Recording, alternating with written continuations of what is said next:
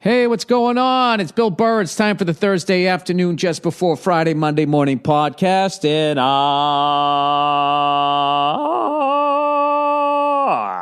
just checking in on you. Seeing how your week's going, huh? Making sure the Celtics fans are fucking... You just got your asses whipped by the Milwaukee Bucks. The Boston Slam is over. And there's a lot of people that are happy about that. A lot of sports fans are happy about that. And I'll ask you this. What does that say about you as a person? That's where you get your joy, in the failures of others. You know, Boston could have used a sports pick-me-up. We only won the World Series in the Super Bowl this past year. I'm just fucking with you. I do the same thing. Like, I'm actually really upset that, well, I guess it doesn't matter because the Lakers aren't in it, but I want Kevin Durant to be totally healthy. And if the Celtics aren't going to win it, just anybody but the Lakers. And, but I think that my hatred of the Lakers is justified considering, for whatever reason, they get to count a non-NBA title as an NBA title. And I give it up to the Lakers. They are the most successful team in my lifetime. Sorry, emptying shit because my laptop's full here. Emptying my trash. They're the most successful team. They're fucking amazing. And they were able to transition from the old school way right into the free agency way better than the Celtics have. So I'll give them up on that. My only thing with them is take that fucking banner down. You know? Quit hitting off the ladies' tees. Win all your championships in the NBA. I think that's fair. But having said that, I didn't see a second of the Milwaukee Bucks series, but I definitely, I don't know. I definitely kind of saw. I didn't see us winning it this year. I was a little excited when we swept the Pacers, but we just couldn't get into a groove this year. Just couldn't. I don't know what the fuck happened. It's almost like, I don't know. It was like when, you know, in music when they put together a super band, as they call it. It's like, we'll get the bass player from this huge band, and we'll get the drummer from this band, and blah blah blah, and all that type of shit. And you think that this thing's gonna. Sometimes it just doesn't work. And I think if you're a good Celtic fan, get off the fucking internet and stop fucking pointing fingers. Until you clean up your own fucking life, all right? Until you put your hatred of the Lakers to bed like me. No, you're not going to be doing the Celtics any favor by going on there and pointing the fingers and pointing your finger at people and saying a bunch of negative shit. You know, leave that to the analysts or whatever. They're going to say enough, but you don't need to fan the flames, because what I'm worried right now is what's going to happen is everybody's going to trash Kyrie Irving, blame him, and then he's going to go sign with somebody else, and he's going to have this fire in his belly, and it's going to come back to haunt us. So just, you know, whatever. Sometimes, you ever see somebody redo a car and they just put too much shit on it? You know? Too many bells and whistles. The rims don't, you know, should have picked a different rim, or you didn't need this, you didn't need. It's kind of like that. It's just a little bit too much mustard on the hot dog, and I just don't think there was room enough for the amount of creativity on that team. There just wasn't enough touches for everybody, and people started getting, I don't know, something happened. I don't know what. They just couldn't get into the flow. But I do know that we have the best fucking young coach in the NBA. And we also have arguably one of the best GMs in Danny Ainge. So I believe we're going to be able to fix this thing. But thank you to the Celtics for, you know, we came up short, but it was still a great year. And congratulations to your Milwaukee Bucks.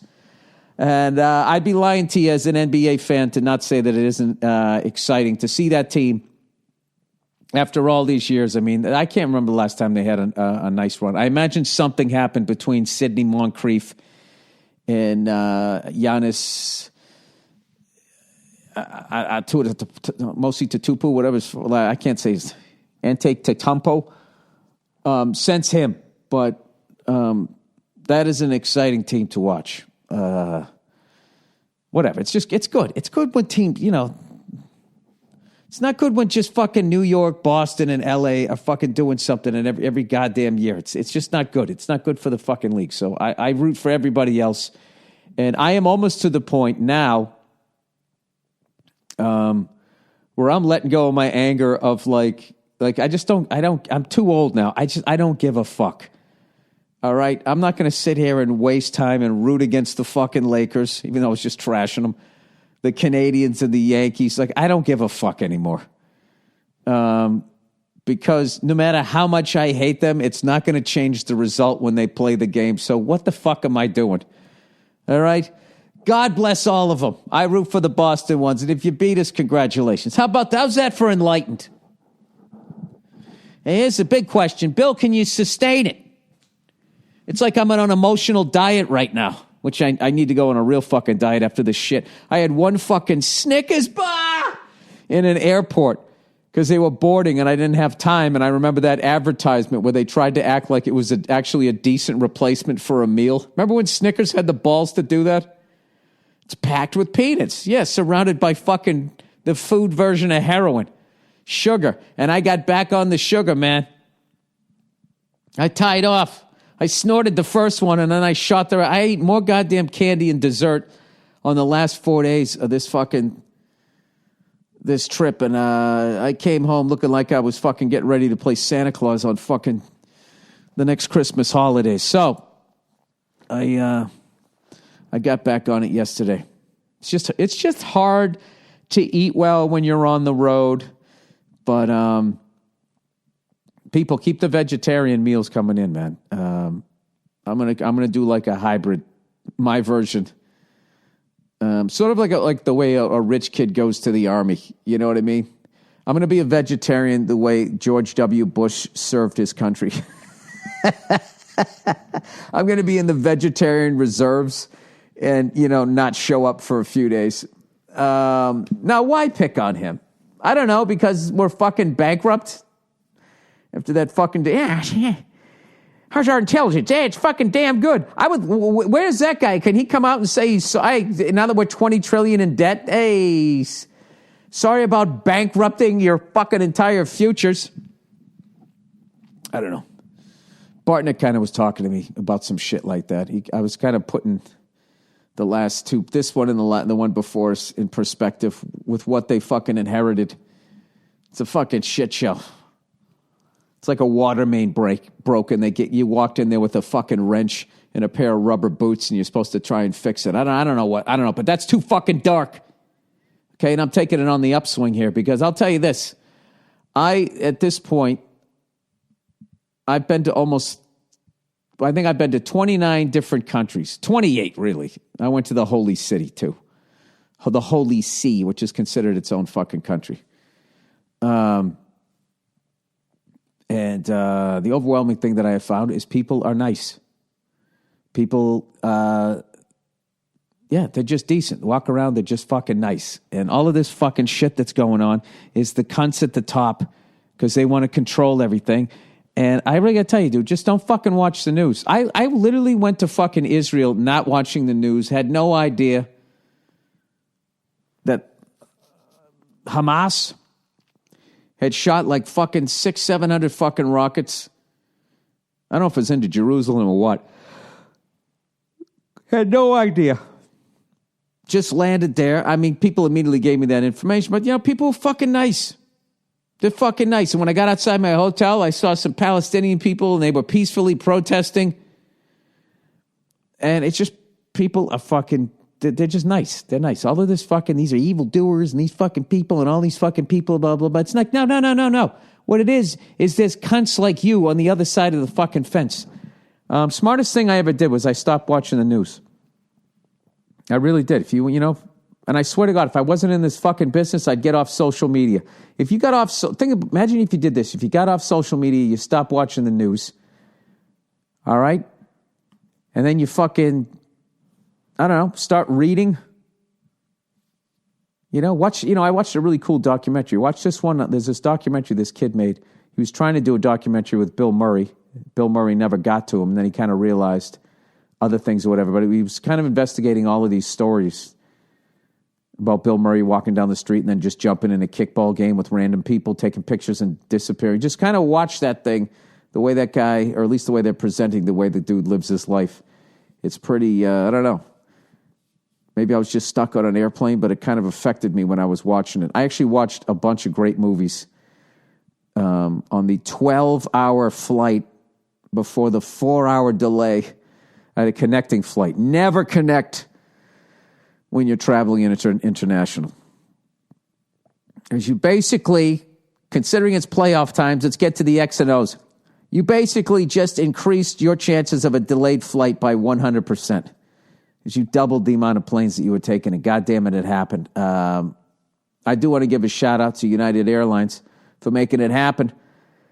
I thought, these guys were up against it. By the time the delay was over, everybody, the stewardesses, whatever, flight attendants, everybody was up against it, and they still went.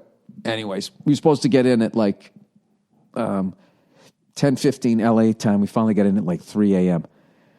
And I basically spent 24 hours on planes and in an airport. And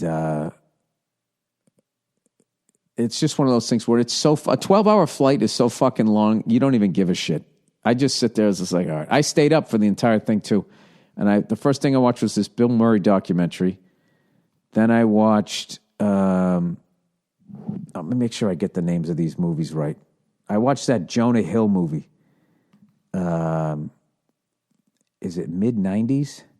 Is that what it's called? Mid-90s. Look at that full movie. Pay for that thing, you cheap fuck. Mid-90s, yeah.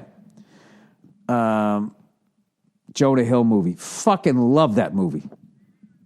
Great movie. Incredible performances. I love the writing and all of that. And I was like, man, this must have got great reviews or whatever. And I looked it up. And so much of the shit was about the language. The harsh language that was used and all of that shit. I just don't know. I don't understand when they decided to treat every moviegoer out there like they're a fucking child. You know what I mean? I remember watching Roots when I was a kid. They didn't have this big fucking thing. Now, there's going to be a lot of harsh things that you're going to see here. If Roots came out now, I think they would literally be like, is that the right thing to put out now? Is this going to start slavery again? It's just like, this is the way people talked. The title of the movie is literally called Mid-90s. Is that 1890s? I don't understand. Just watch the movie. It was fucking like, I was really blown away by the performances too. And I also loved the ending, which is the hardest thing to land, is the third act without doing some sort of thing that people can see. They can see the end coming or something like that. It was just a fucking phenomenal movie. So congratulations to Jonah Hill and everybody else that was in it. The actors in it were just, it was so fucking great, man. I really loved that movie. All right. And then next up, I watched On the Waterfront and finally fucking paid attention because I had to. Incredible movie. I know, that's like one of the best ones of all time, but I actually sat and watched it. Loved that one. Then I watched, I got to make sure I get this one right, too. The Laurel and Hardy movie. Another great one. I was just Stan and Ollie.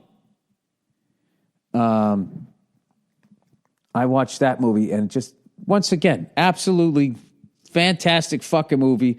I made sure I picked good ones.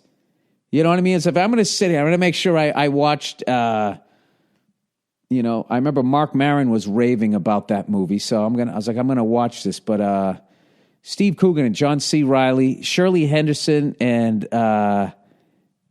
Nina Arianda. They were like the main, they played basically Laurel and Hardy and then their significant others. And Nina Arianda, her character was fucking hilarious. Definitely check that one out. Then what's that? That's 1, 2, 3? Is that 3 or 4? 4. That's 4 with the Bill Murray thing. And then I watched, I was like, all right, man. Like, these are really great movies, but you really have to pay attention. Let me watch something a little sillier. And they had St. Elmo's Fire was on there. And I got through maybe 8 minutes of that movie. It was, oh man, it was, dude, when fucking, what the fuck's his name? When he takes Rob Lowe's head and he stuffs it in a fucking toilet in a bar, and the guy doesn't get mad. He's like, oh, whatever, the wet look is in. I'm like, okay. All right. And then for the third time, they all told a joke and they all went bump. And then they had that little fucking thing that we get it. They have camaraderie. They're college friends. I was just like, all right. Plus, basically, everybody had this look on their face that they were just really enjoying being famous. I don't think that was a good time for any of those actors because I like all the actors in that movie, but that was just like, they had that look on their face like, yeah, this is never going to end. Not all of them. Anyway, so I shut that one off and I was like, all right, I'm not, this is actually going to make the flight seem longer. So then the last movie I watched, what the hell did I watch? I just went blank. I watched another really good one. This is how my brains work, because I literally knew the movie, and then I thought, wait, what was the one previous to it? And then if I go previous, it just erases the last thought. Oh, I remember. I watched What Happened to Baby Jane, starring Betty Davis and, I don't want to, not Joan Collins, the other Joan. Let me see, Betty Davis and Joan Crawford. And I always heard that, they did a whole movie about how they didn't fucking like each other and all of this type of shit. I watched that movie. That's one of those movies it's like the performances and everything are really good. Then it keeps going out off the road and then it comes back. There is sort of a major hole in it where, some shit that happened before you get to see them. It's like, and the cops didn't intervene and then they were cool with the two of them just hanging out. Is that what happened? Oh, the studio fixed it. I actually really enjoyed it. And there's an actor in it who I really fucking loved. And it turned out, I'm going to get his name here. It turned out that he actually was the one that played King Tut on the Batman series. He was a phenomenal actor. I was like, who the fuck is that guy? What's his name? Oh, for fuck's sakes. Is it Victor Buono? Is that how you say his name? Yes. Larger than life. And with an eloquent king-size appetite for maniacal merriment. Who the fuck wrote this shit? Jesus Christ, he didn't live long. Oh, died at 43. That must have been the old heart attack. People, try to get the weight off. Try to get the weight off and try and keep it off. Don't eat a bunch of fucking candy like I did. So anyways, I recommend all of those movies. And I guess St. Elmo's Fire, too, if you're doing some research on the Brat Pack. If I was going to watch a Brat Pack movie, I would watch The Breakfast Club. I think that was the high watermark of that. But St. Elmo's Fire wasn't a good one. What were the other ones? About last night. What was the one that had Andrew McCarthy and Rob Lowe? And they both went to college. And I can't talk about the movie without giving the fucking thing away. But it has one of the most anticlimactic endings to a movie I've ever seen. I'm not ripping either actor because I think they did a good job, but it's just like, did they just improv the end of that fucking thing? I don't want to ruin that one anyway. All right, what am I, fucking Siskel and Ebert here? Shut the fuck up, Bill. Whatever. That's what I watched. Then I got home. Finally got home at about 3:34 in the morning, and I was able to yesterday sleep a little bit. Right now it's 4 in the morning, my time. I was able to stay up till about 4 in the afternoon yesterday. Going to watch the Celtics game. I was like, I'm going to close my eyes for an hour, and I woke up at 8, and I was like, fuck. Because a pipe burst in my house. Shout out to my wife handling that whole fucking thing. One of the main things greatest things you can ever teach your wife is how to shut off the fucking water in your house before major damage gets done. And she handled that like a champ. By the time she woke me up, the plumbers were already there and they fixed it. So I don't know. As I've said, this house has a lot of character. It's got a lot of character, everybody. A lot of fucking character.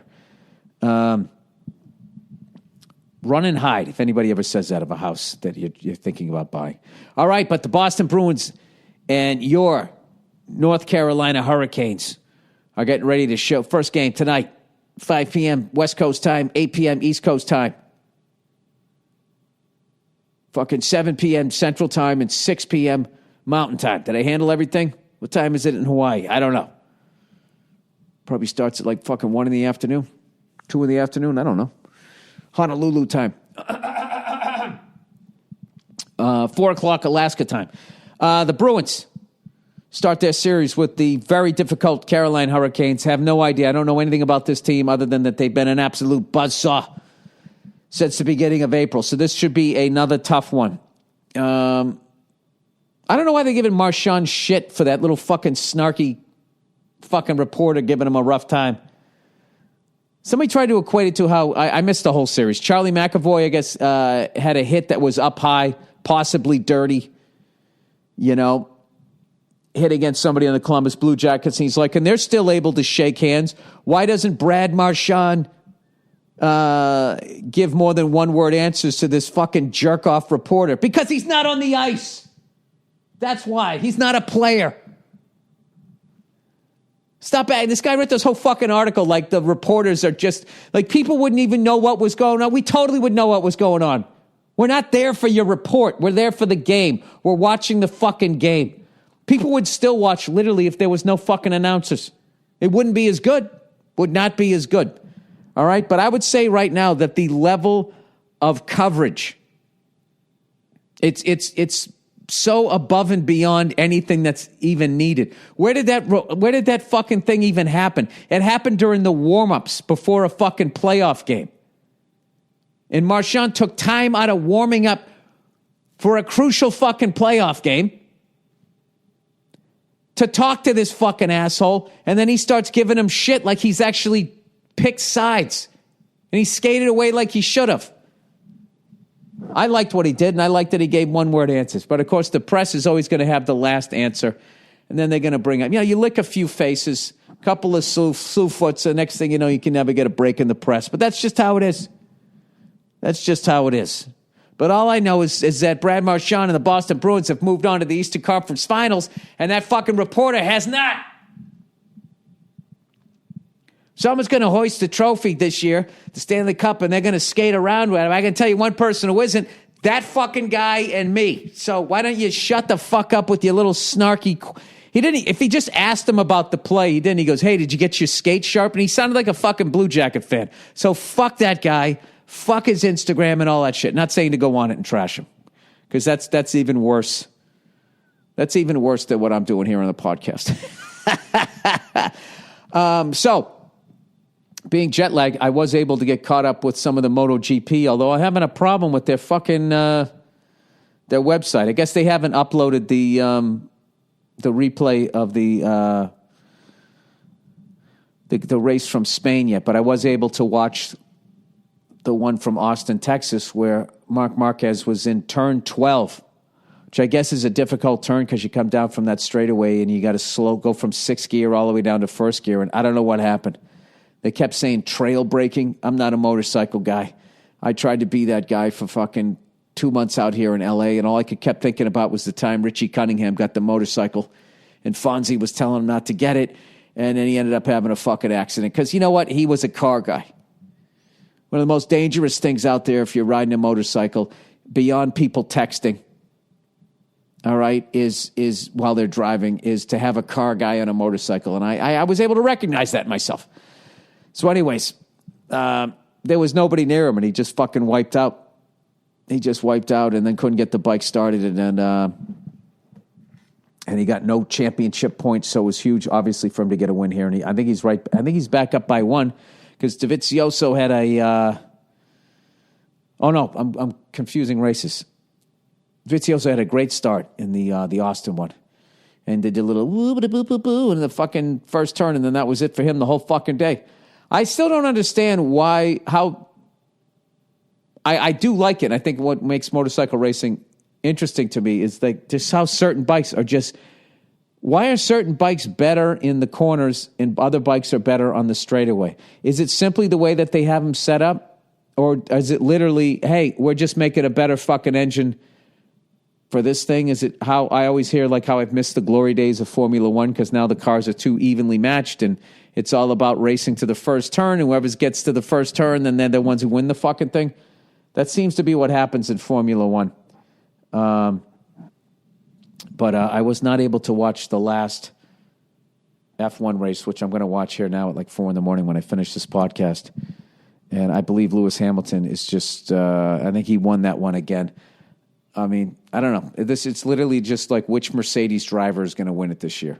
Or more accurately, does Valtteri Bottas have a run in him to stop the inevitable? So I'm going to go upstairs and I'm going to fucking watch that when I get done recording this thing. Had to go downstairs into the LA version of a basement and record this thing because I don't want to wake up my lovely daughter who I had not seen in fucking 8 days. Crushed me, right? And I came home and she woke up early or whatever and I was psyched because I was up and I went in there to get her up and I was waiting to see her beautiful face light up that, oh my God, I'm seeing daddy, right? And I came in and she had a big smile on her face and the first thing she said to me was, I want mama. So I just laughed, got her up, changed her and all that type of stuff. And then it's unreal. I hate being away like that. But I did bring everybody to Iceland and we had an amazing week there. So, I mean, and you know what? This is how I keep the lights on. So I do have to, go out and go to work. Plumber has to go out and fix the fucking sinks. And I have to go out and go tell my jokes. I will tell you, though, just being away a week, she got even taller. And now she can, like, put her pajama top on herself, all by herself. She can move her arm around and get through the sleeve. And it's just like, Jesus Christ. Go away for a week. They grow by leaps and bounds. So, anyway, I got her out of bed. And, I was stiff as hell from being on the plane. So she goes, let's go see Mama. And I said, all right, well, hang on a second. I got to stretch first. So what's hilarious is when I do my stretches, she does them with me. And then she imitates the noises that I make. So like I did like the forward bend, to start yoga. You grab your elbows or whatever, do a forward bend. And I, when I got past basically a certain level, I was like, ugh. And then she does hers and she goes, ugh. She just imitates. She laughs. She thinks I'm being funny rather than just being old. So she comes into the bedroom now and she takes the foam roller and she puts it down and she sits down on it. And her height, it's like a little chair. And she sits down on it and she's going, thinking that like that's what you're supposed to do, whether it hurts or not. She's the best. And I'm home for a little bit before I have an acting gig that shoots this entire summer. I don't know. I think they already put some stuff out about it. I usually tell jokes and shit about the shit that I'm in, but I'm actually in a Pete Davidson movie, Vehicle, that with Judd Apatow and all those guys. So I'm very excited to be in this thing, and I got to eat perfectly here for the next few weeks, be in the right kind of shape. You know what's great though is when you are my age, it's acceptable to be in a certain level of shape. He's 50. I'm going to turn 51 on this fucking shoot. Anyways, by the way, it's Mother's Day. It is Mother's Day, everybody, coming up this Sunday. Don't forget. Let me read a little bit of advertising here, and then that'll be it here. All right. Dollar Shave Club, dude. Dollar Shave Club has everything you need to look, feel, and smell your best, and you never have to go to the store. After I'm done reading these things, I'm going to tell you about my show in Israel, in Tel Aviv specifically. That's because they deliver everything you need right to your door, and they keep you fully stocked on what you use so you don't run out. Here's how it works. Dollar Shave Club has everything you need to get ready, no matter what you're getting ready for. They have you covered head to toe for your hair, your skin, your face, you name it, they have it. And they have this new program where they automatically keep you stocked up on the products you use. You determine what you want, when you want it, and it shows up right at your door. From once a month to once every 6 months. Plus, with their handsome discount, the more you buy, the more you save. And right now, Dollar Shave Club has a bunch of starter sets you can get for just $5, like their oral care kit. Ladies. After that, the restock box ships regular size products at regular price. Get your starter set for just $5 right now at dollarshaveclub.com/Burr. That's dollarshaveclub.com/Burr. All right. LegalZoom. Running a small business is a lot of work. It takes time and money, and you want all the time and money you have to go towards growing your business. But what happens when legal hurdles pop up along the way? LegalZoom is there to help. Nearly 2 million Americans have used LegalZoom to start their businesses with LLCs and corporations and more. But even after your business is set up, LegalZoom can still help out. Things like lease agreements, changing tax laws, and contract reviews are all part of running your own business. And these are precisely the kinds of costly hurdles that can take time away from growing your business. That's why LegalZoom created their business legal plan. Get advice for running your business from vetted independent attorneys and tax professionals available in all 50 states. The best part is you won't get charged by the hour since LegalZoom isn't a law firm. Make your time and money work for you. Check out LegalZoom's business business legal plan at LegalZoom.com. A lot of legal in there. Now, and get special savings when you enter Burr. Check out LegalZoom, where life meets legal, LegalZoom.com. And one more for you. Old Zip. Hey! Hiring used to be hard. Multiple job sites, stacks of resumes, a confusing review process. But today, hiring can be easy, and you only have to go to one place to get it done. That's old Zip. Recruiter.com/Burr. ZipRecruiter sends your job to over 100 of the web's leading job boards, but they don't stop there. With their powerful matching technology,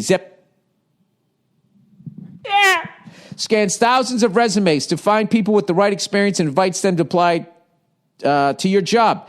As applications come in, ZipRecruiter analyzes each one and spotlights the top candidates so you never miss a great match. Zip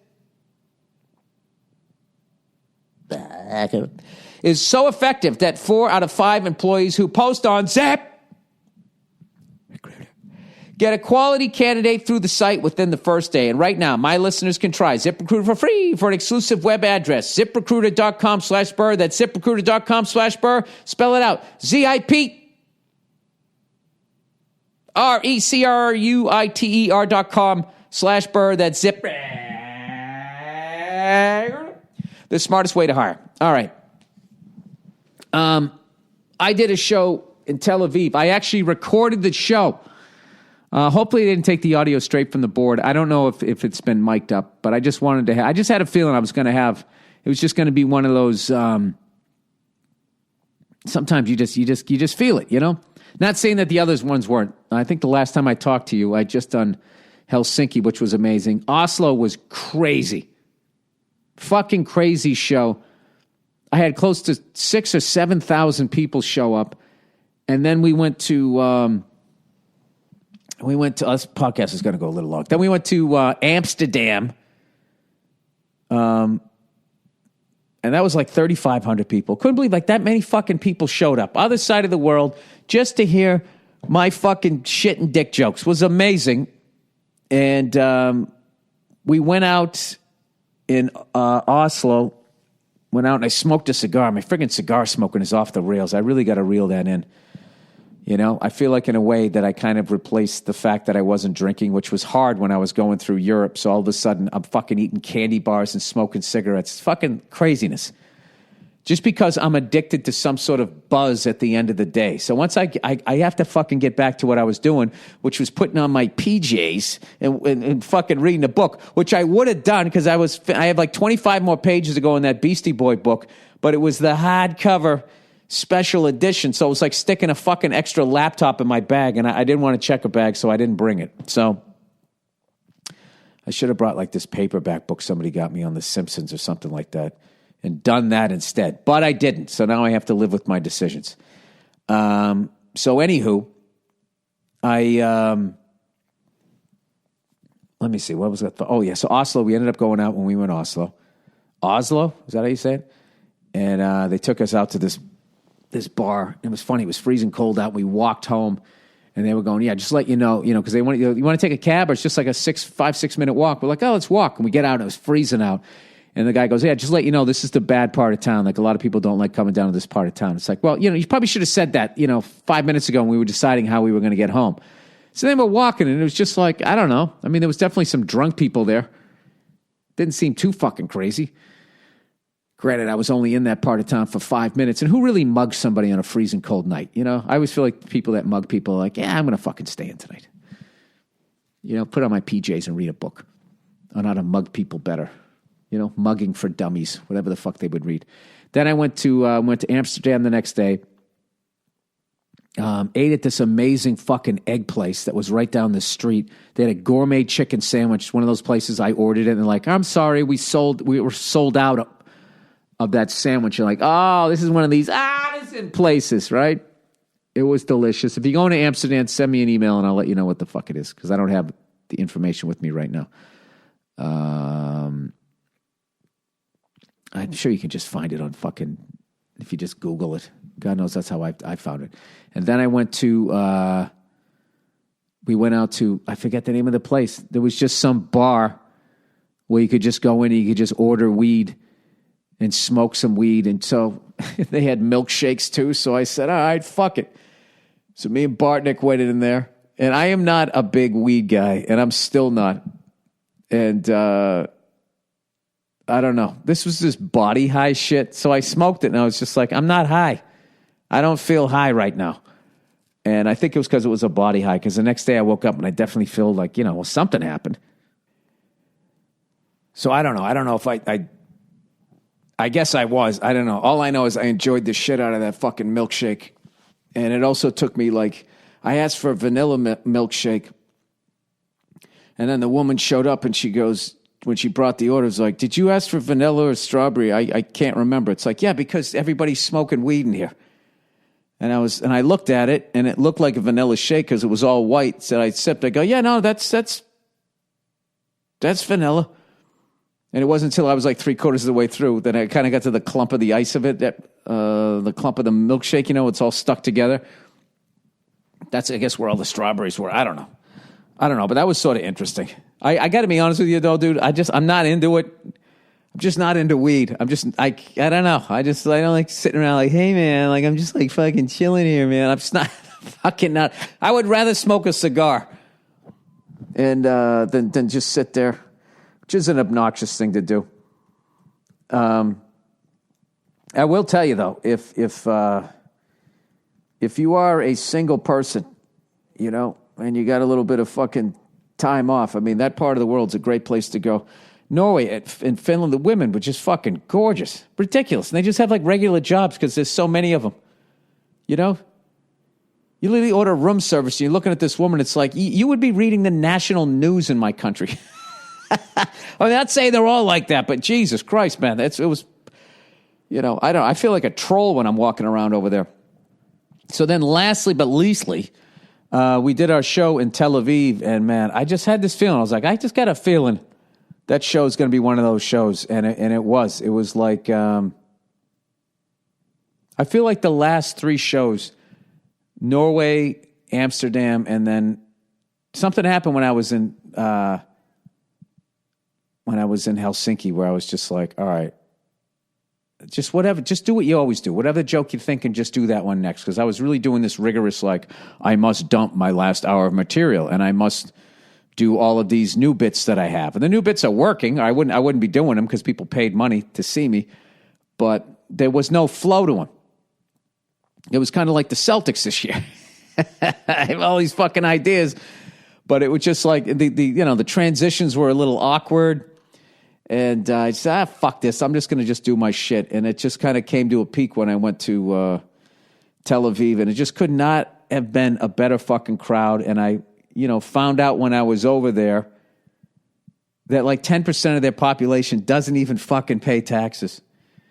And from what I can understand, it was the Jewish people who dress up like the sort of the pilgrim look without the buckle on the front and the curly Q hair on the side.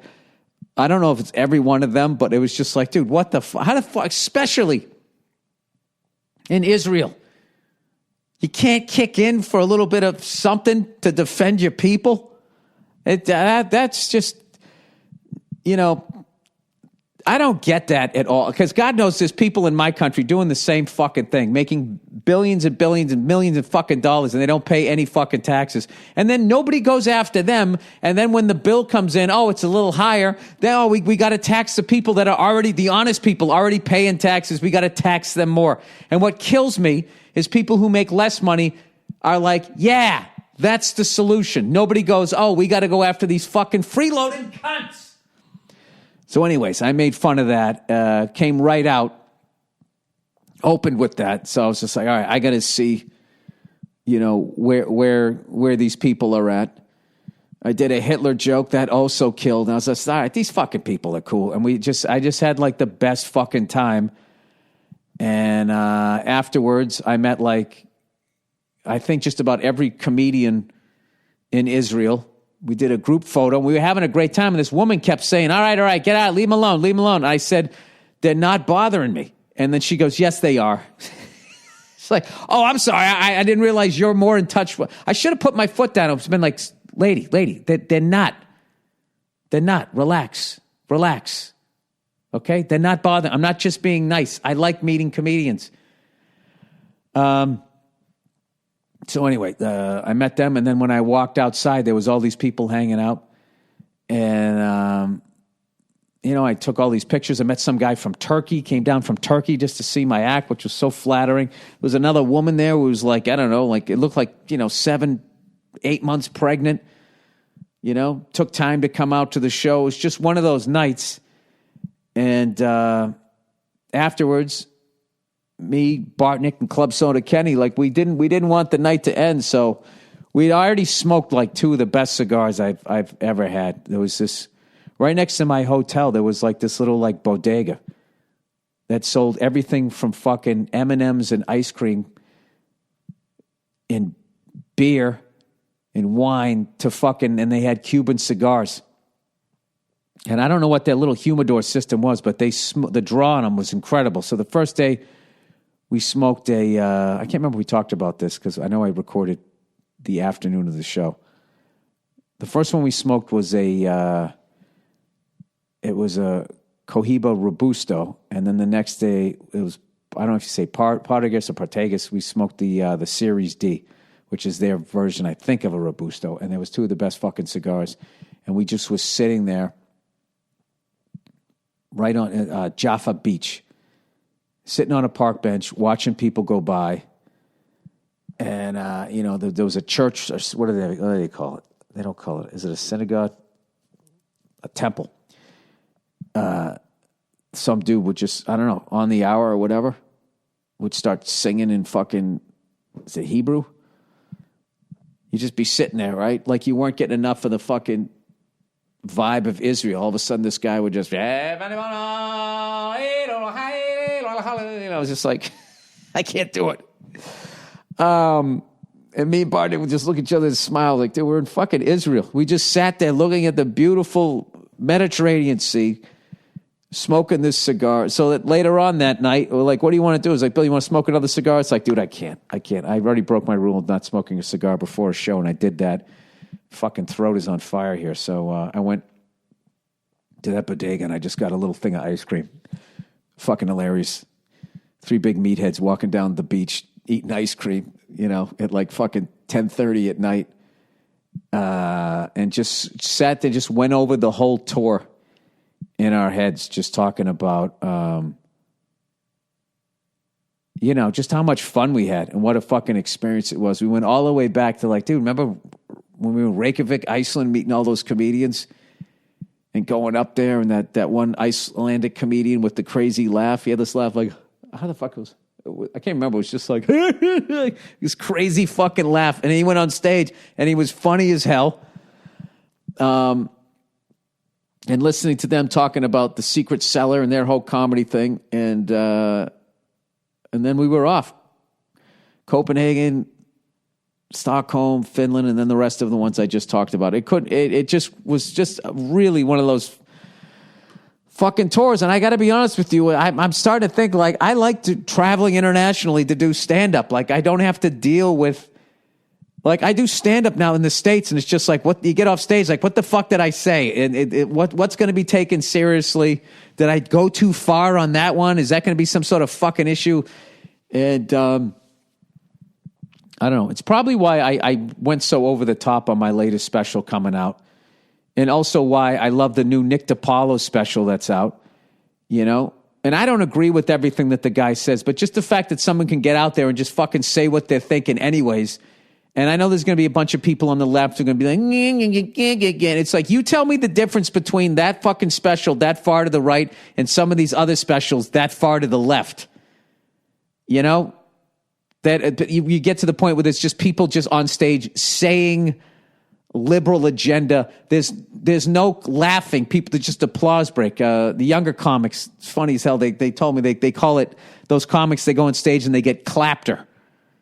Nobody's fucking laughing. So this is the answer to that. And it's like, if you don't want somebody going that hard on the other side, then you know, it's gotten fucking crazy. Like, people need to sort of meet in the middle and listen to each other and respect the fact that we're all fucking living here and that people have different views on things, rather than just being like, which and never in my life did I ever think that I would see the left get to the fucking point where it's just like, say what we say, think what we think, and if you don't, we're going to destroy your fucking career.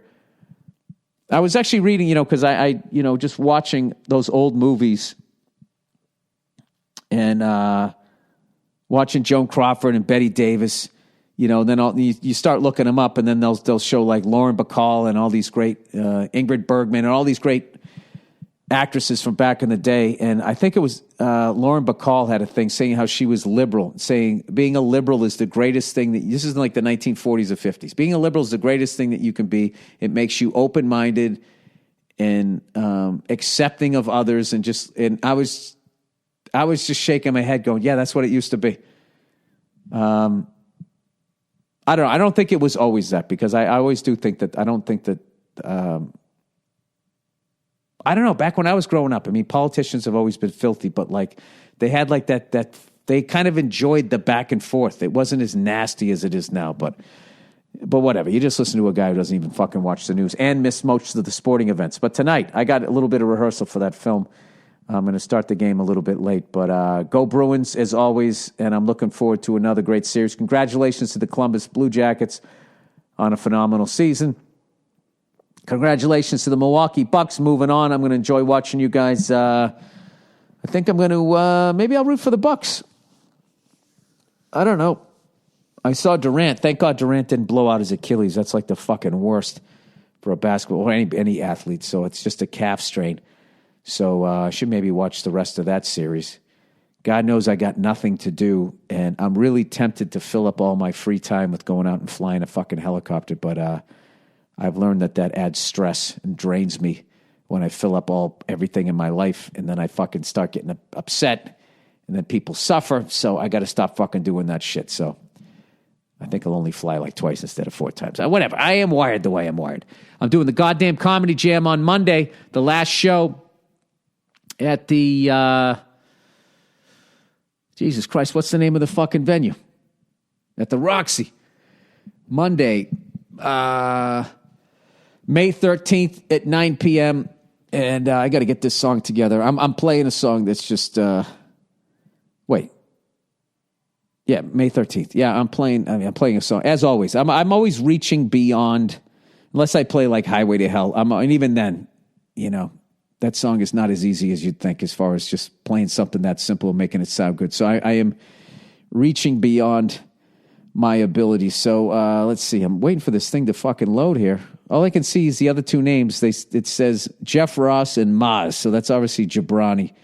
Maz Jabrani, Jeff Ross, myself, Josh Adam Myers, his wonderful band. And this will be the last one at the Roxy Theater. I think they've actually maybe outgrown it, and they're going to move on to a bigger venue. So I'm going to be down there trying out my new jokes, forcing them down your throats, and then I'm going to get up and make a fool of myself playing drums as always. It's going to be a great time. I hope DeRosa's going to be there. I'm not sure if he is. Why won't this fucking thing tell me who's on the lineup? Oh, there it is. They got the name of the fucking promoters on there? Come on, who else is going to be on this fucking thing? Look at me. It's so early in the morning I can actually do an hour here on the Thursday podcast. All it has is the names of the promoters. Oh, man, look at that cheeseburger. Jesus, the internet, they just know. They fucking know. That's why they want to have the cookies everywhere. So we see what he's into, and then we can...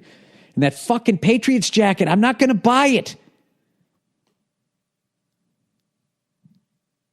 I feel like if I finally buy that thing, when I click, the PayPal to pay for it, my computer's going to go, ha, ha, ha, ha. We knew you couldn't resist.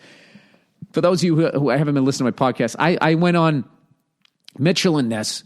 I love that website, even though I look like a jerk off and all of their fucking,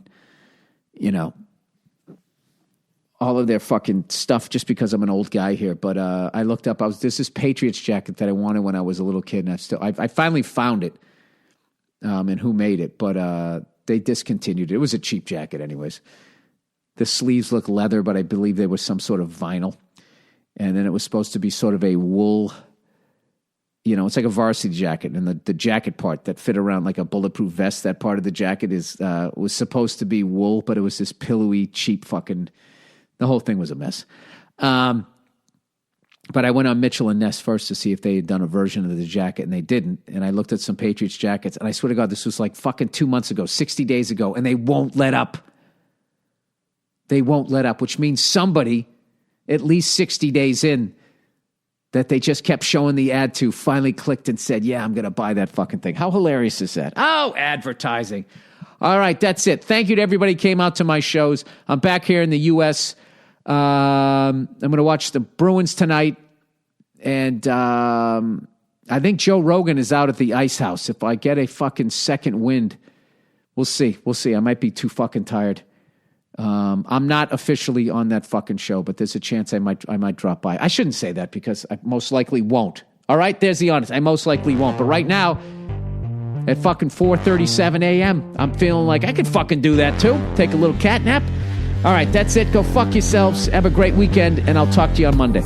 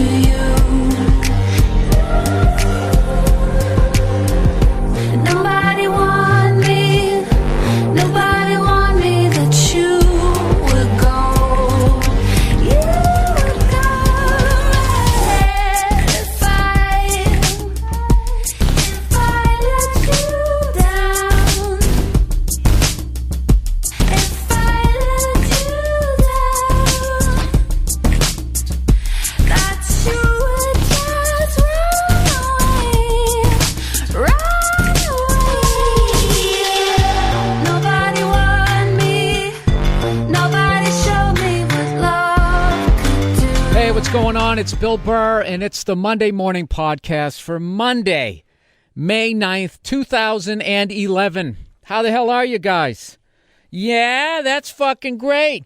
I'm here at the K-Rock Studios this week, a very special edition of the Monday Morning Podcast, because I'm doing this huge comedy tour that Jim Norton put together, which stars Jimmy Norton, Dave Attell, Jim Brewer, and myself, the Antisocial Network Tour, and we are hyping the date May 13th. We're going to be in Washington, D.C. at Dar Constitution Hall or some shit. I don't know. I don't know why. That's Omar laughing in the background. He's going to be doing the actually working the boards. People have always complained about how awful your levels are. My levels are. Yeah. You know what I like to do? I like to take the bass and turn it all the way down, and then just crank up the high ends. Nice. It makes people's ears bleed. Absolutely. That's what I go with. So anyways, we're going to be hyping that this week. Jim Norton's actually going to call in. Dave Attell is going to call in. Jim Brewer was actually too busy, so whatever. We got 2 out of 3. One of the biggest tours out there. As I've said before, sort of the Miami Heat of comedy tours, or possibly the Ocean's 11, if 7 of them died tragically. And then 4 decided to carry on and do a fucking comedy show. So anyways, we're waiting for Jim Norton to call in at this moment. So I'm going to do what I always do. I'm going to riff. Omar, if I look at you and I look panicked and I'm feeling fucking nuts, we'll riff a little bit. Okay, but until then, just act like I'm not even here. Let's just make this as fucking weird as humanly possible. Really uncomfortable. So anyways, let's see. What is going on? What are we going to start with this week? Why don't we start talking about sports, everybody? Huh? The fucking Bruins finished off the goddamn filthy Flyers, which made me feel good. And for all Flyer fans out there, I'm not even going to talk shit. I'm not even going to gloat because I was beyond nervous when we were up 3-0 because of what happened to us last year. And I was actually praying, not praying, I was kind of hoping on some level that you guys would win one of the first 3 games. So even if we lost the series, it wouldn't again be from fucking being up 3-0. So I have to admit, I don't know if you noticed, but when you guys tied up Game 4 at 1-1, did you notice how quiet the fucking Garden got? So we were all nervous about that shit. But that's it, man. Enjoy your golfing. Go fuck yourselves with your little fucking creamsicle uniforms. It's over. It's fucking over for you once again. And hopefully we won't be right behind you because I'm fucking nervous about playing Tampa Bay because they got 3 cunts on that team that can put the biscuit in the basket, as they say. And really, I don't fucking know. It's the Bruins. You know what I mean? Every time you get excited and you're like, this might be the year. This could be it. Oh, speaking of filthy Flyers, what about that bullshit at the end of the game? Was it because we scored 2 empty net goals that you decided to give Patrice Bergeron a mild concussion? The Jason kid of our fucking team? Is that what you had to do? I'm really happy that what's-his-face, Josh Hartnell actually shaved off all that fucking hair that he had. I really hated that whole Mac Davis look that he was rocking. And I got to admit, I didn't even notice him in the series. I think he's like Thor, like he cut off his fucking hair. Who's the guy, if you cut off his fucking hair? Samson? Is it Samson? Is it Samson? Are you one of those comic book nerds who get into all this? No, fuck no. You ask me anything about comic books, I don't have any clue. Yeah, all these fucking movies. Thor. I mean, how much are you scraping the bottom of the barrel when you're down to the guy who has a hammer? He's got this fucking hammer, and and that's all his power, and then fucking his dad throws it down to the earth. Like, I got to admit, I understand that me being into sports at the level I'm at, and the fact that I don't even play is roughly the same thing, I guess. But at least sports is real. The fuck is wrong with you guys with your goddamn Thor wallpaper and Flash pajamas? And how many fucking good movies do they even make with these superhero movies? Honestly, did you guys really like Spider-Man? Were you really into that? Where they gave him a girlfriend with those little teeth. Remember that? And he's fucking kissing her upside. They turned it into a fucking love story so they could get you to bring your fucking broad down to the movie theater. Spider-Man did not have a not good looking or a mediocre. Whoever the fuck played his wife in those movies, I would not be nervous approaching in a bar. And that there's something wrong with that, being a balding redhead. Okay? There's something wrong. I should be beyond nervous. But I wasn't. I remember when I saw the fucking movie, I remember thinking, where's the raven-haired, big hip, big titty girlfriend that he had in the comic books? And she was nowhere to be found. Kirsten Dunst. That's what it was. With her little toddler teeth, sitting there smiling at him. She was awful. She looked like a picture you'd see in like one of those fairy tales, the fables, you know? Be like the girlfriend. I'm being too mean to her. I was going to say the fucking girlfriend of the troll under the bridge. Anyways, this is probably odd to actually have them hearing you laughing in the background. Usually it's just me sort of like babbling. I can turn my mic off. In the bedroom. You know what? Yeah, bring that down just so, because you know how people are on the fucking internet. No matter what, they're going to trash it. The podcast sucked. What the fuck was that guy giggling in the background for? I'm going to have to deal with all of that horse shit. So, like I said, when I look at you in a moment of panic, like I don't know where the fuck this is going to be going, for the love of God, bring up your mic and save me. But like I said, we're sitting here, we're waiting for the legendary Jim Norton, star of, I was actually looking at his IMDb page, and I didn't realize all the shit that this guy's done. He just recently did a spot on Bored to Death, hit television show, I believe, on HBO or Showtime. He's a best-selling author. He's got 2 books, Happy Endings, I Hate Your Guts. He's got a brand new CD out called Despicable, available. Look at me, I'm hyping his shit before he even gets on the goddamn phone. By the way, When I gave them the phone number to call in, they are gonna. It's gonna light up here, right? I'll see it. The phone numbers are gonna light up. Okay, I'm just making sure. Yep. All right, this takes me back to the days I used to do a show back with the teen idol sensation from the Opie and Anthony show, Joe DeRosa. I used to do a show, and we used to try to take callers, and it used to always be a fucking nightmare. So this is actually taking me back. You know, we used to actually do this show called Uninformed that we're trying desperately to bring back. The problem is that we live on opposite coasts. I don't know if we can tie in Skype. We got to figure out a fucking way to do that. But we used to take callers, and because it was a brand new show, we might as well have been like public access. We just go like, hey, we're talking about apple trees. Anybody want to call in on that? And then we would just have fucking callers call in. And hey, we're talking about apple trees. And you pick it up. Hey, why don't you go fuck yourself, you fag? And then they'd hang up on us. So we stopped taking callers. And I learned my lesson. So this week I'm just going to have fellow artists call in. But wait a minute. You know, I'm getting sidetracked here. I almost forgot to talk about the fucking Lakers. What the hell was that? What in God's name was that fucking debacle? That's how you go out? Los Angeles Lakers, you call yourself. What the fuck was Magic talking about where you were a classy organization? Since when? I think you showed your true colors. Bunch of goddamn... That's how you send out Phil Jackson, the fucking Red Auerbach of this era? That's how you send him out?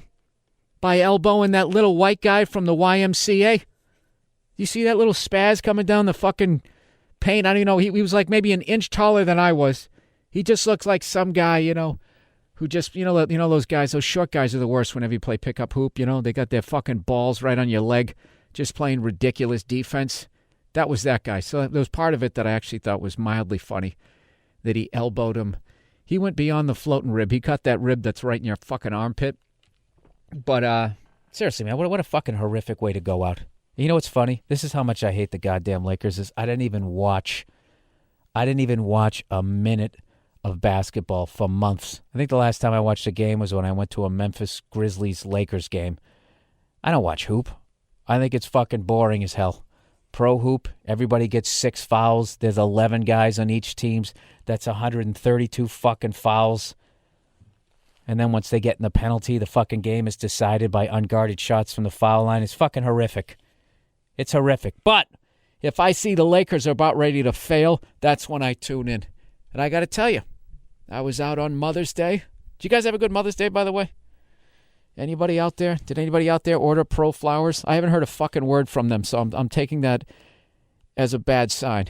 I don't know that I sold any bouquets. Omar, last week I actually had, for the first time, I had advertising here on this podcast, and I was all excited. Right.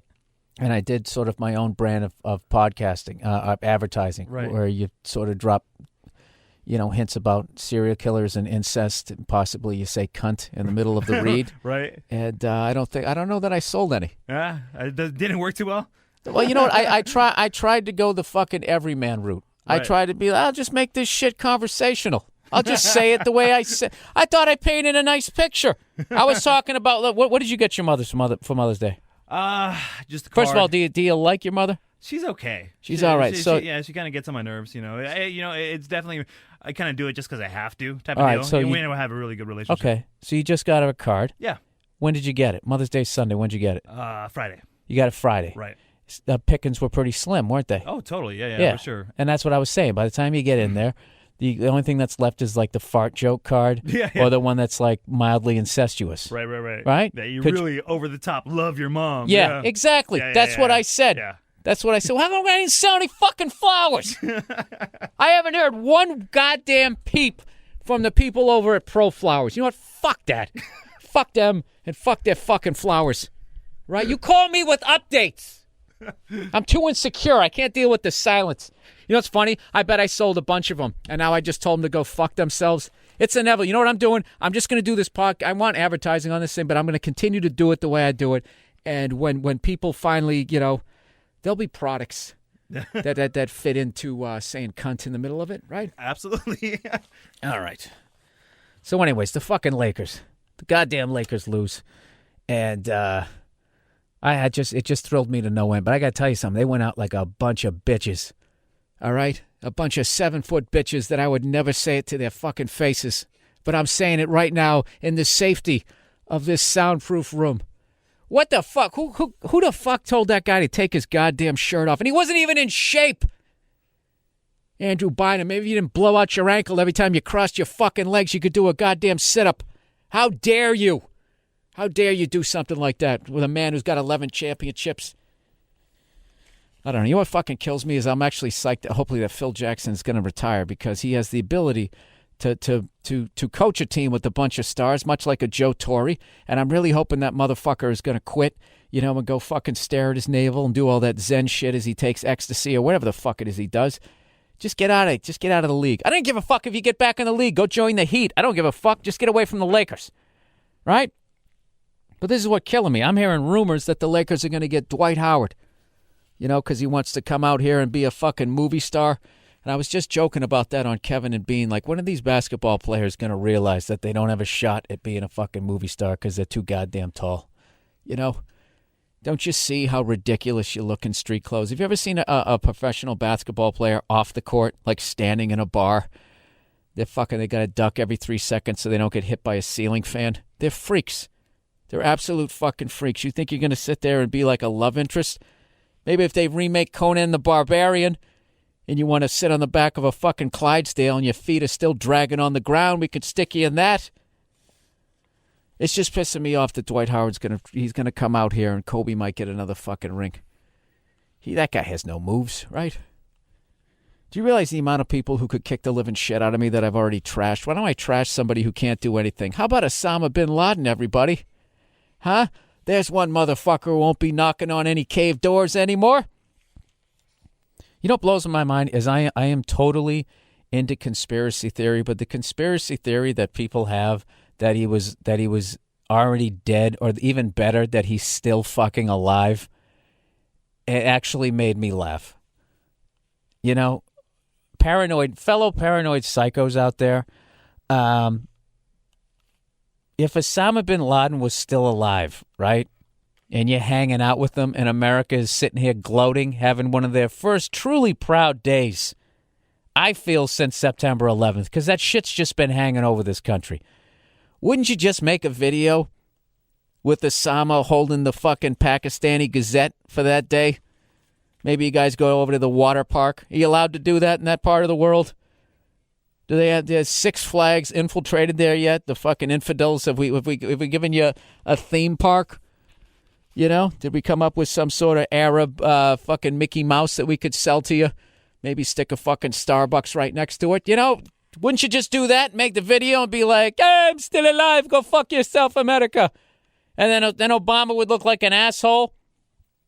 And then he would be fucked for 2012 for saying that Osama was dead.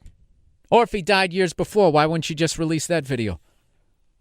I don't get it. Even I'm not that fucking paranoid. I think it's a great thing. And all you fucking losers out there who are trying to be all fucking deep, going like, man, what's everybody cheering about the killing of a fellow human being? Because he fucking killed 3,000 people, you asshole. I love these fucking idiots who are trying to be like all fucking deep as they're sitting there going like, oh, well, we got mad at them when they cheered when the fucking towers went down, and now here we are cheering when Osama gets killed. It's like, well, here's the difference. All right? Osama bin Laden actually is a fucking mass murderer who created 9/11. All right? So that's who we killed. We didn't just fucking kill a whole bunch of fucking innocent people and started cheering. Isn't that the difference?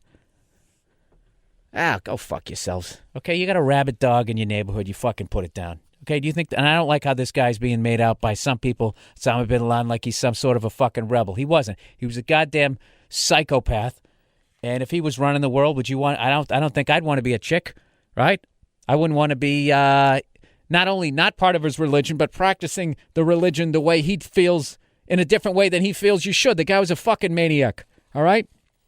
I thought he was a rebel. He should be living in a cage, not sitting in a fucking mansion. Guy's got a bigger house than I do. Fuck him. He was a rich kid. He was rebelling against his dad. He got 2 beans to the cabbage, and they threw him in a lake. And I love it. You know what's funny? I got it. Oh, shit. Saved by the bell. Saved by the bell. I think this might be Jim Norton. You got to pick up. He's picking up the phone. He's picking up the phone. That's my wife. It's your wife? Yeah, that's my wife. Ah, Jesus Christ. Sorry, dude. Hey, Kaz, I'm in a minute. Nah, you know what? Sorry, this is not very professional. No, it's all right. Yeah, why the fuck did it? You know what? You know what a loser I am? I didn't even realize at that moment wasn't professional. Sorry about that. Jesus Christ. I was all excited. You know what? Jim was supposed to be on like 15 minutes ago. I know. I got a feeling it ain't going to happen. Busy man like him. Do you have his number? Busy man like him? Yeah, I do, but I'm not going to bug him. Okay. He knows he's supposed to call in, but I mean, I don't know if he's wrapping up. I don't know what fucking time it is over there. You know, it's going to be You know what might be the comedy of this fucking episode is that I came down to this studio and then nobody calls in. No, absolutely nobody calls in. Jesus Christ. What do I do here? Do I hit pause on the recording and then call my publicist? Is this what I have to do? Any port in a storm? Huh? What do you think? Yeah, we could do that. All right, fuck it. Hit pause for half a second. Sorry, everybody. But you know what? This isn't even going to be a pause in your guys' world. This is just going to fucking flow. All right, hit pause. All right, we're back. Is that thing's not moving over there? The old EKG monitor. That's working. Are we back? Yeah. Oh, I see. All right. Well, we're back, and I don't know what the fuck happened. All I know is David Tell is supposed to be our next guest. Oh, fuck me. Do you guys realize the level of high hopes that I had for this fucking podcast? I was actually in a real studio.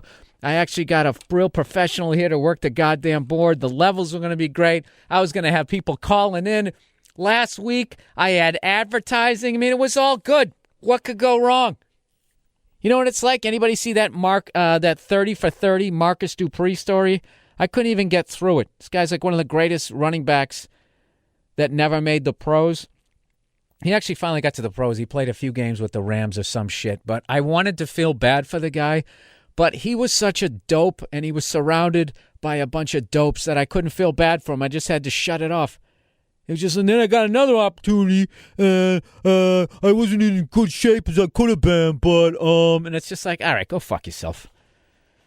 You know, I'm weird, man. I am like a total fucking like liberal, and I adjusted my liberal thought.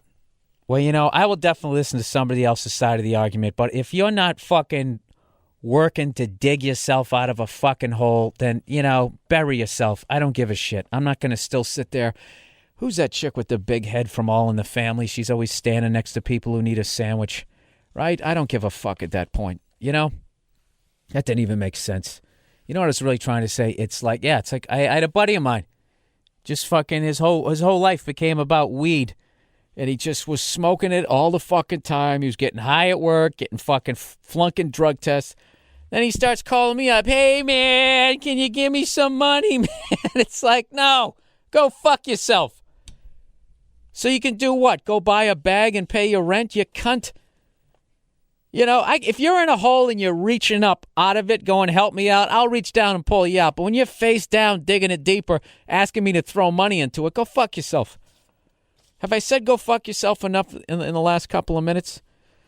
All right, you know, I'm just going to plow ahead with this podcast and just do it how I normally do it. I'm just going to fucking riff for the rest of the hour. And you know what I'm going to do? I'm going to let go of hoping that somebody calls in, one of the stars of this tour. That is going to be at the Dar Constitution Hall in Washington, D.C. It stars Jim Norton, Jim Brewer, David Tell, and myself, and I am beyond fucking excited to play this gig. May 13th, this weekend, Friday 13th. That's when I'm supposed to be hyping here. If I could actually just somehow stop my brain from jumping from subject to subject. That's the mission of this fucking podcast, is to hype that date. But that venue, that's where Eddie Murphy taped Delirious. That's where Chris Rock taped one of his specials. I don't think it was Bring the Pain, but it's still Chris Rock and Martin Lawrence taped there. So as a stand-up comedy fan / geek / comedian, I am beyond excited to be there. And I'm hoping that someone's going to call in from the tour on this show. I don't know if it's going to happen, though. You know? It's like it's after the All-Star break. We just lost 7 games in a row, and that last playoff spot is really getting distant. I'm starting to let go. I'm fucking letting go of it. Fuck it. No one's calling in. least it'll sound good, right, people? It'll sound nice, you know? Anyways, you know what I was talking about earlier? And this is what's really fascinating, because I'm trying to get myself back into shape. I've dropped like 10 pounds, and I'm trying to hold it off. Fucking actually eating salads. Can you believe that shit? What are you, a fucking queer? Yes, I'm eating salads. I'm a salad-eating fag. And you got to do it. This is the thing. This is what I've learned, and I might have stated this before, but this is the fucking thing about being a guy. Women always bitch about how when they put weight on, they put it on their ass and their thighs. Okay? Which, as bad as that must be, you know, feeling like you're dragging a tugboat down the fucking street. You know, as your kids are sitting there with cereal in their hair, that's got to suck. But at least with the female form, you know, gives you guys something to fucking hold on to, something to slap, you know, when he's banging you from behind, acting like you're somebody else, pushing your face into the pillow. You know? With guys, we put our fucking weight on. It all goes to our goddamn head. I don't know what it is, and it is crucial. As a man in your 30s and 40s, you got to do cardio, man, or else you're going to get that big fucking Ted Kennedy head. And I was starting to get it. And there's a few people out there that have just that are really, you know, like when they do those for those of you who live in the Midwest or possibly Tampa, you know, when they do those before and after photos of what it's like when you're on meth, you know, and the one on the left, you always look like some angelic kid who's like student class president, and then the next one you look like you're in a fucking zombie movie.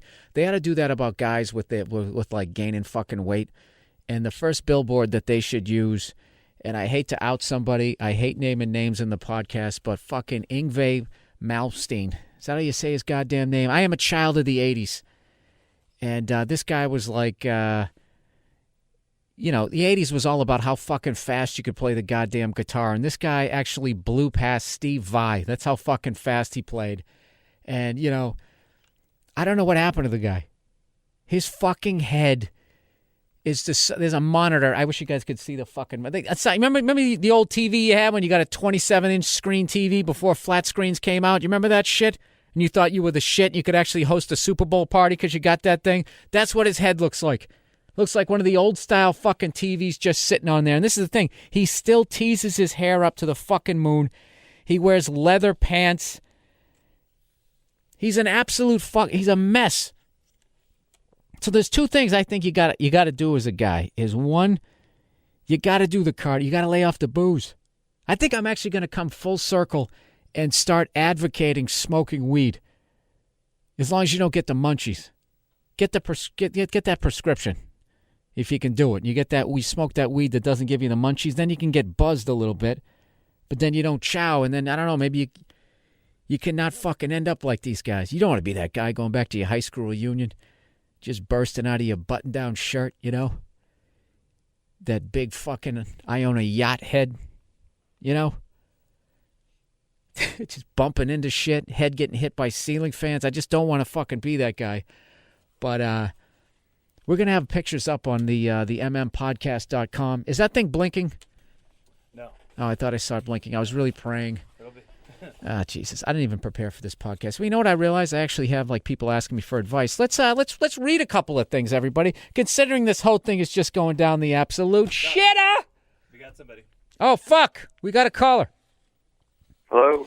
Hello, David Tell. Yeah, hey, what's up, man? Hey, gee, well, I'm psyched you actually called. Jim Norton never called it. I felt like I was hosting like a telethon on basic cable.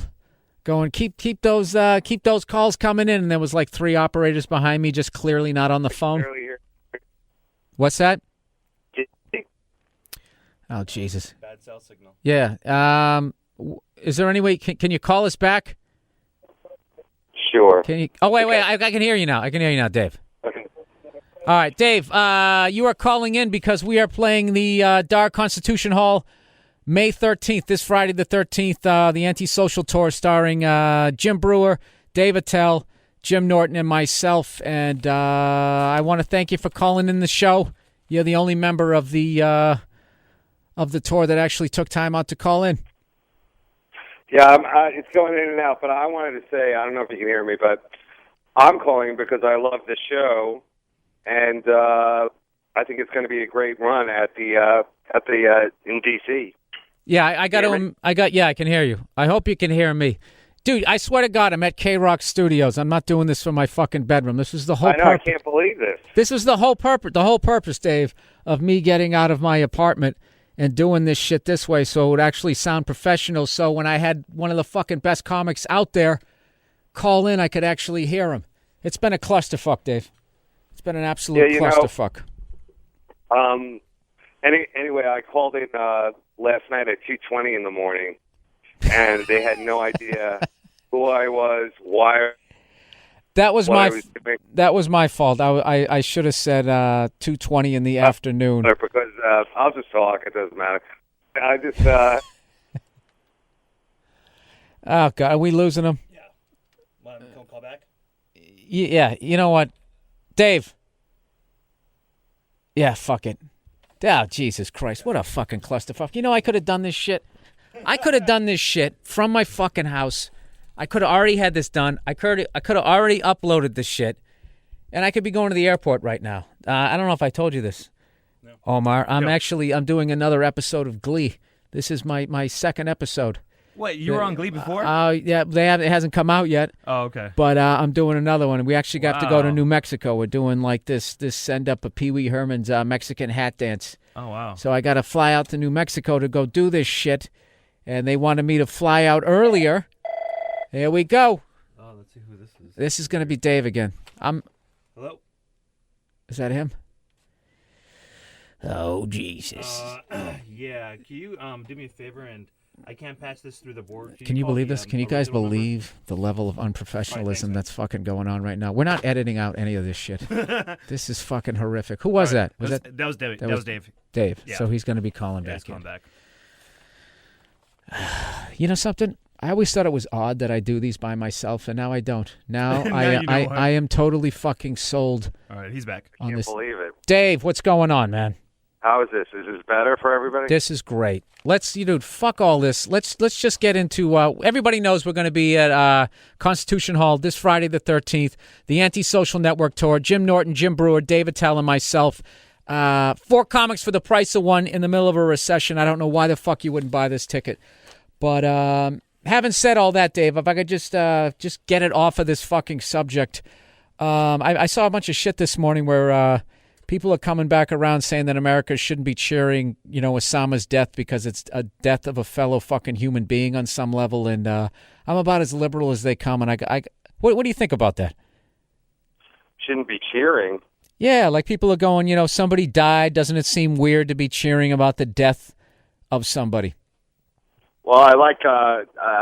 First of all, I think we should be cheering, and the fact that we got those kids off of Facebook and out on the streets doing backflips and throwing a beach ball around instead of a human head, which is how they would have done it in the Middle East. There you go. That's exactly. They would have had a nice little game of head soccer, and no, I think we earned it. Living in New York City, it's nice to see cheering that doesn't involve some kind of parade. Like whether it be of the Latino variety or the Halloween the Puerto parade. Rican Day Parade, which is always exactly. Yeah, so which is always fun for women. It's fun for everyone. But the fun thing about it, Bill, is that as we're getting more information about him, he's becoming less like evil and just more normal and sad, like the rest of us. Like he lived in 2 rooms with 3 women, and he spent most of his time on the computer. He's just looking at TV, dyeing his beard. I got to admit, I was a little jealous that he had probably a bigger apartment than I. The guy was living in a fucking mansion. I got to tell you, Dave, I do have to give the guy props as far as how long it took us to find us, because I got to ask you this: if an entire nation was looking for you, how long do you think it would take him to get 10 minutes. Yeah. Yeah, 10 minutes. This guy, for his little infrastructure, jumping from cave to cave. I mean, 10 years. That's almost as amazing as how long Magic has lived with HIV. Exactly.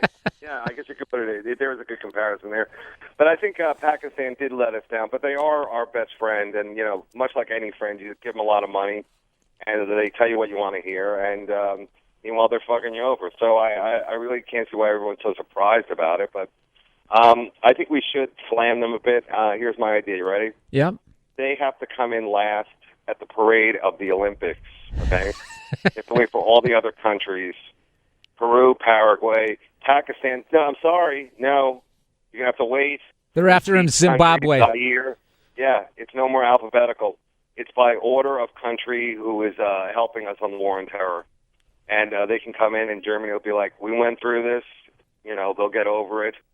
Eventually, you know, they'll be known for your world trance music and, you know, bi-curious porn.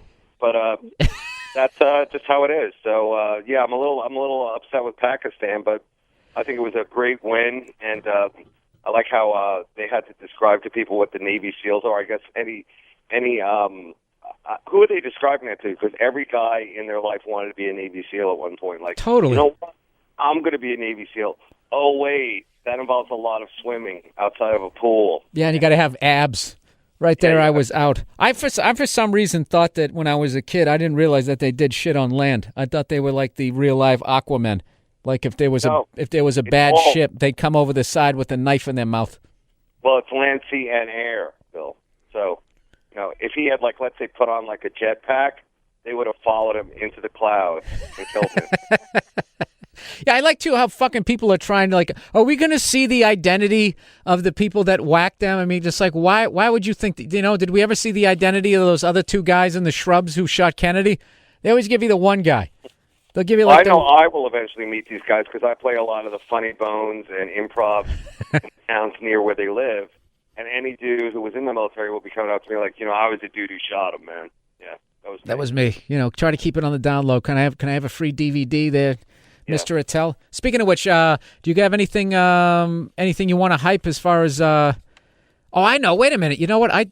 Dave Attell, actually, is it okay to announce your upcoming TV show?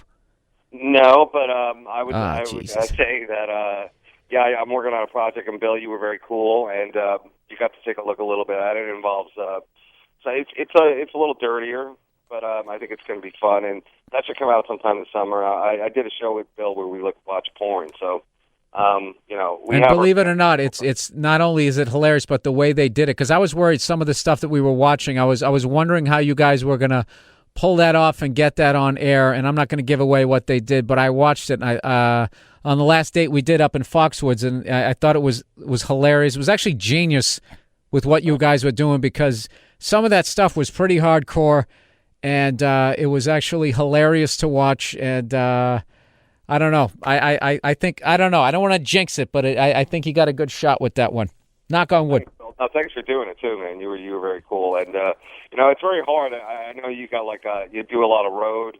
You know, you're doing this tour with me and Norton and Brewer, and also you got this podcasting going. And I think it's kind of cool that you're in the studio. You know, and you know, is this kind of like a dream? I guess you're kind of like bumped up to like regular. You know, like this is like the real deal, man. I mean, like, are you dressed like a radio guy? Oh, absolutely. I have a rock T-shirt on from the '70s.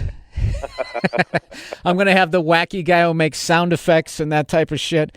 Are you eating a breakfast burrito no matter what time it is? Oh, yeah. Dave, I've got to put you on hold. We got the weather guy coming up next. Oh, and, cool. No, I'm joking. Totally joking. See, you were so good at it. I was like, oh, I'm so used to that. Like, sure, whatever. That's because I went into my my radio guy voice. That's well, now you got to keep yourself a good radio name. How about like instead of you know, how about like Double B or Bang Bang or something like that? Yeah, it has to either be an abbreviation or there has to be my sidekick has to have like an animal name. You know, yeah, you listen to Double B and the Gazelle here live on 97.1. We got this next guy coming in, and then I'll ask you the worst fucking questions that you've heard a zillion times. Dave, do you get nervous before you go out on stage? Yeah, you know what? I like when people, radio guys always ask me about, like, going on stage. When, like, I've had radio guys open for me, and they look, like, terrified. Like, they've never seen the audience that they talk to every morning. Like, yeah, that's what they look like. That's them. You think you were... Yeah, they're always drinking, too. They're always drinking before they go out on stage, too, just trying to calm the nerves. It's hilarious. They're like, you know, I got to get out of here, man. I got a wet T-shirt concert across town, and then, you know, I'm opening a car dealership tomorrow. So, now they always have like a busier life than me. I'm jealous. So that's what it is. Well, I think it's going to be a good show. And for those of the people who did come to Foxwood and of course, when we were in Atlantic City. This is our first show outside of the casino world.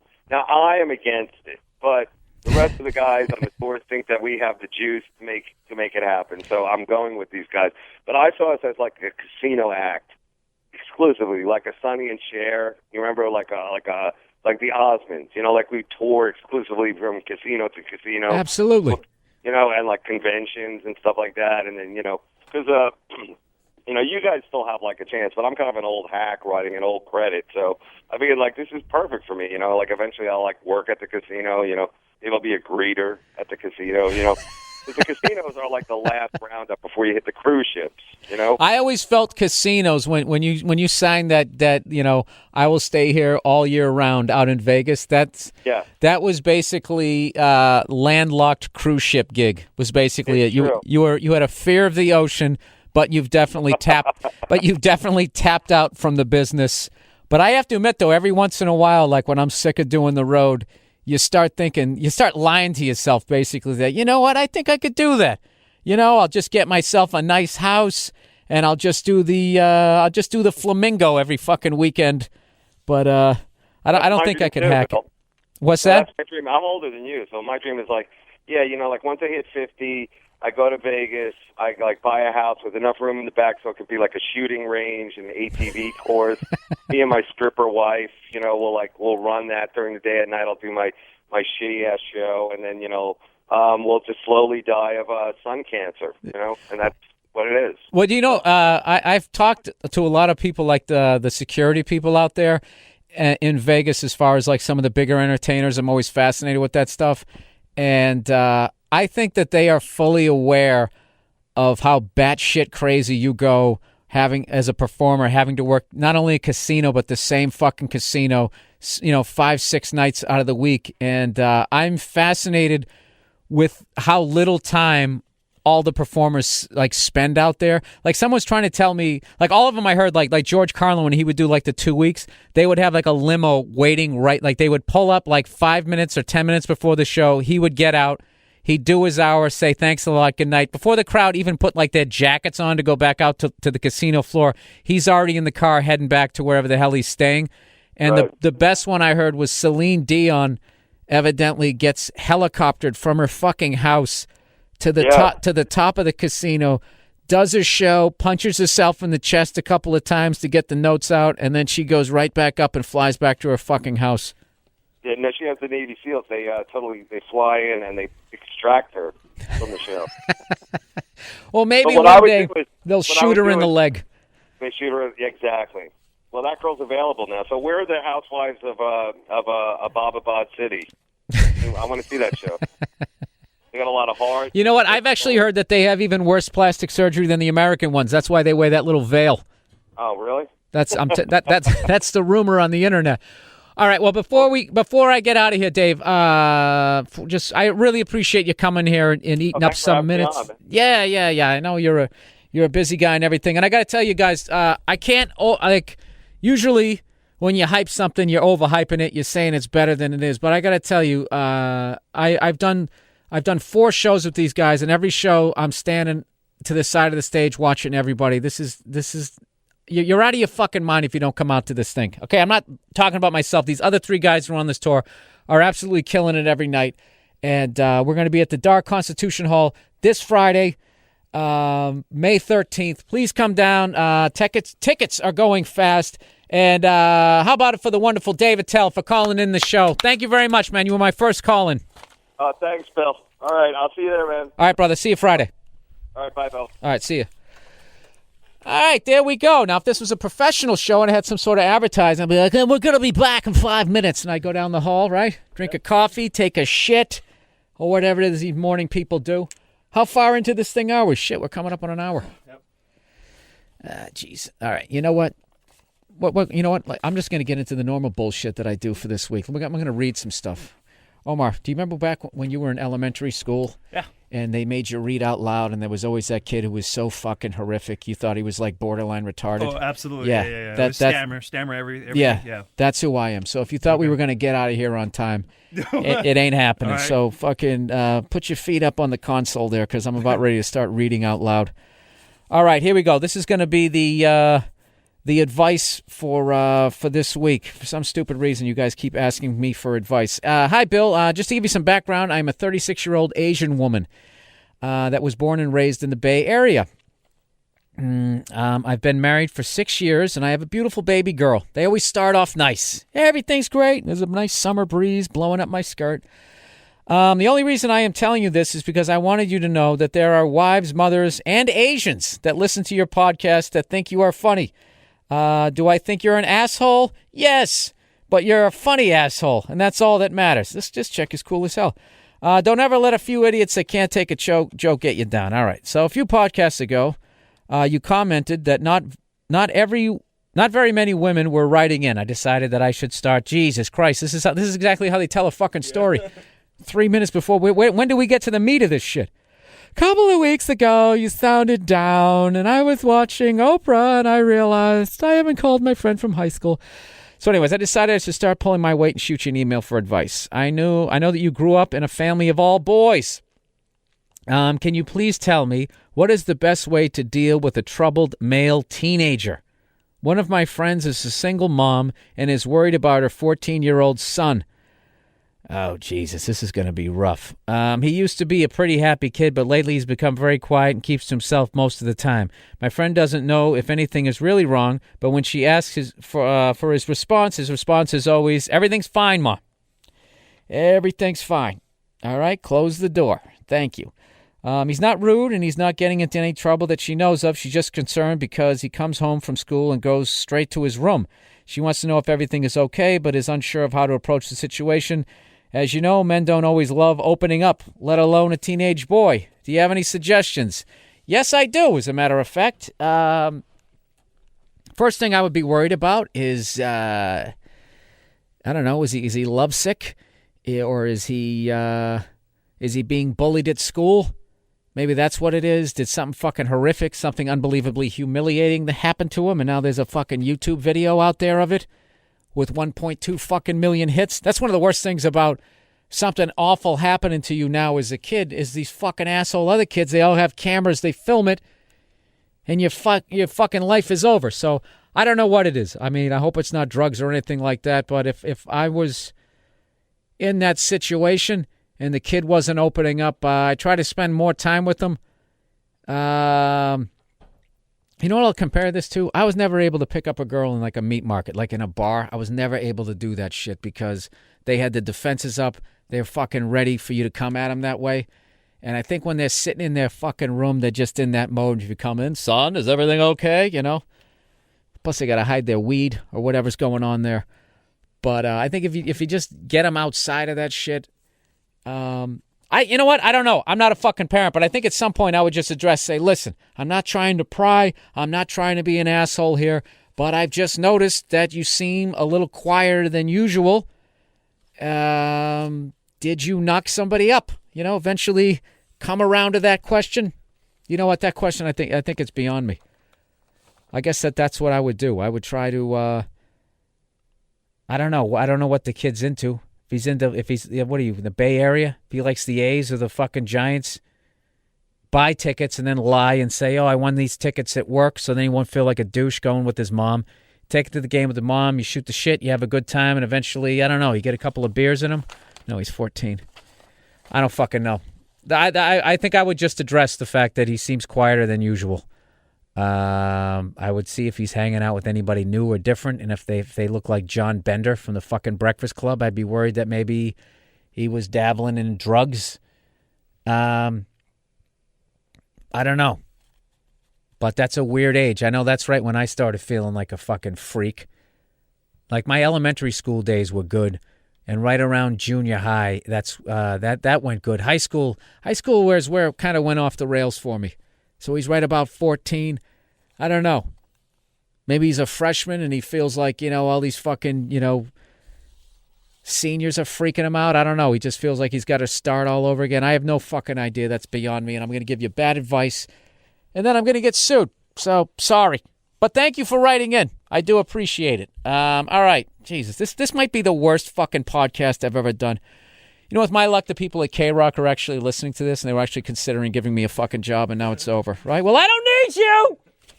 All right, Bill, hey, one of my best friends has been going to church for years. Oh, Jesus. And previously, it has never bothered me at all. I grew up Catholic, and like so many Catholics, I no longer attend church. Gee, why was that? Was it the kid fucking or the money they took from the Nazis in World War II? Anyways, but it doesn't bother me in the least if someone wants to go. That's how I feel, honestly. A few months ago, my friend started asking me if I would like to go to church with them. Oh, God. I politely declined. That just gave me douche chills. Did his fucking arms accidentally graze up against your hand when he said it? Ugh. Anyways, since then, my friend has told me he feels it's his mission to spread the word of God and continues to ask me to go. And as time passes, he's getting more aggressive with his church sales pitch. What started off with him just slipping it into casual conversation has now, how the fuck do you do that? You want to go to Subway? Yeah, give me the Italian on Italian bread and, Jesus, evidently, he used to be around Italy. Wasn't he in Italy when he got crucified?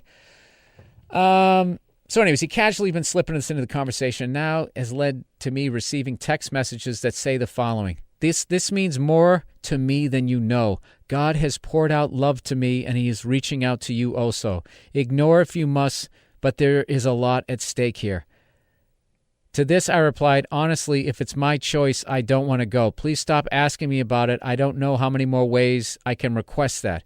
He responded with, I'll hold off, but know this. God loves you and will not quit if I do. Oh, my God. This sounds like the first draft of Single White Female. Here comes my question, Bill. Why does this fucking piss me off so much? Because it's creepy. Why do these cults, what do these cults do to these people? He is involved with a church that people do joke around about and do call a cult. What would you do if you were me? At this point, I don't even want to talk to this guy because these conversations are infuriating me. There's nothing you can do. You got to look out for yourself. You got to cut this guy out of your life.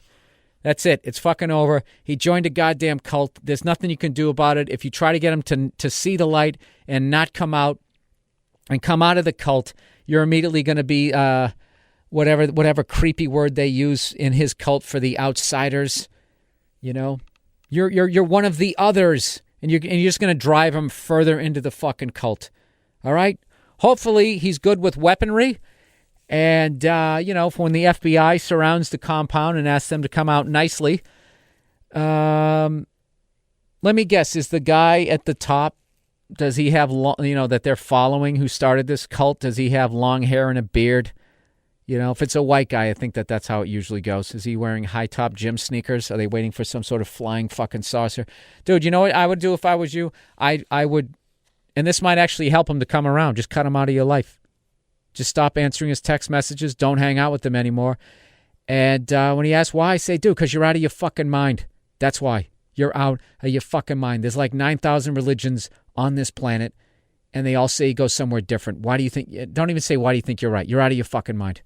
All right? You die, you go in the ground, you become a fossil fuel with the Stegosaurus. That's it. All right? And someday, with any fucking luck, you'll get extracted out of the ground, and you'll be going right through a fucking carburetor. You know, helping some asshole get to work.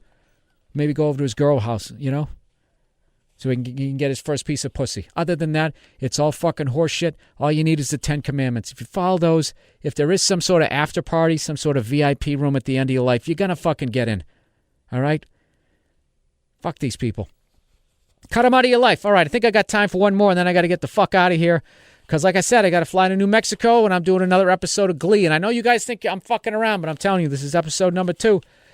And I got it down. All right, number 3. Bill, first, can't thank you enough for all the laughs on your weekly podcast. I just realized I don't have enough time to read this because there was something I wanted to talk about. I'm going to close it on this one.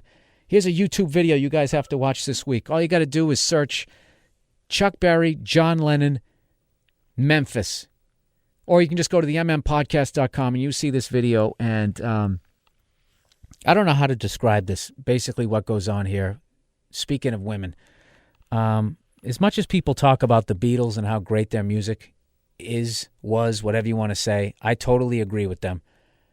I think they're the greatest band of all time. But I have to be honest with you. John Lennon and Paul McCartney redefined Pussy Whipped. Okay? They you remember like when Jordan came into the NBA and he just took it 20 years into the fucking future? This is what these guys did with being Pussy Whipped. People thought they knew what Pussy Whipped was. You have to watch this fucking video. It's John Lennon is singing with Chuck Berry. Chuck Berry is probably one of the main reasons why John Lennon ever picked up a guitar. So now he's on TV. He gets to play with his idol. They're playing Chuck Berry's hit Memphis. Okay, John Lennon's got Yoko in his fucking band. They're in the middle of singing this song on television, and they're killing it. It's going great, and Yoko's playing some stupid fucking drum. And even though she has no fucking talent whatsoever, he's putting her in the fucking band just so she'll shut the fuck up and stop nagging him, because he's too much of a fucking pussy to tell her that she has no talent. All right? The only reason why you're here, Yoko, is because you're sucking my dick. All right? No, you can't play the bongos. But anyway, she's up there playing the bongos, right? So John Lennon, Chuck Berry, two of the greats of all time, harmonizing, singing this hit from the 1950s. That's what this moment's about. And Yoko, in the middle of it, can't handle that she's not getting any shine. She takes the fucking microphone out of the stand, starts playing the bongo, and as they're singing, go, go, Johnny, go, whatever, she picks up the mic and I swear to God goes, yeah, some fucking crazy shit. And you see Chuck Berry's eyes fucking open as wide as they are, and it's that fucking look. Dude, you ever have like a buddy of yours and he's dating some fucking psycho, but he's in love with her, so you can't fucking say anything, and you're just sitting there waiting for the fucking lightning bolt to hit your friend in the head where he finally realizes that he's dating a psycho cunt? Chuck Berry had that look on his face. Dude, I'm not even exaggerating. Yeah, that's what the fuck she did. And Chuck Berry's like, what the fuck? And it's kind of like, John, that's your woman. Get her in line. And John Lennon does not even he doesn't even blink. He just keeps playing. And then she does it again later on in that song. And then you look at all the other musicians and they just keep playing the song like Yoko isn't even fucking there. And I don't know. I can't. I thought I was going to be able to describe it to a level for you to understand it, but you got to watch this video. John Lennon and what's his face? Paul McCartney putting that monotone photographer. Not only does he have her playing keyboards, he's got a singing background. I mean, the two of them. They just did not have their women in line.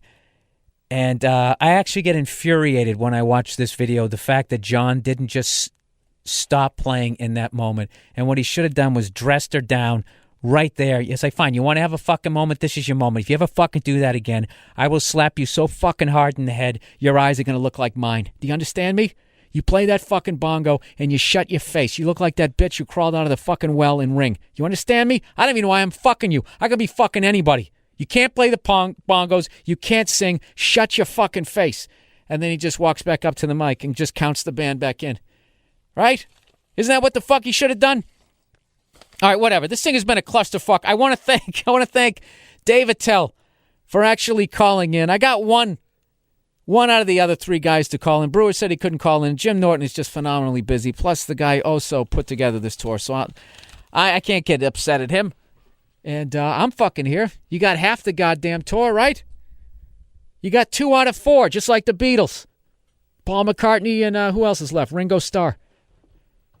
Wait a minute, the other 2 are dead. No, not on this tour. They're both alive, and then we're going to be at Constitution Hall Friday the 13th. I might as well hype the other dates. This tour is coming through Chicago. We're going to be at the Chicago Theater on June 15th, the Paramount Theater in Seattle on July 1st, and then we're going to be at Vegas. I forget the name of the casino on July 3rd. I'll hype it next week. And next week, I believe, will be my 200th podcast, so I'll be eating cake next week. All right, that's the podcast for this week. I hope it made sense. I know it was a little bit of a clusterfuck, but that's it. Go fuck yourselves. I'll talk to you next week.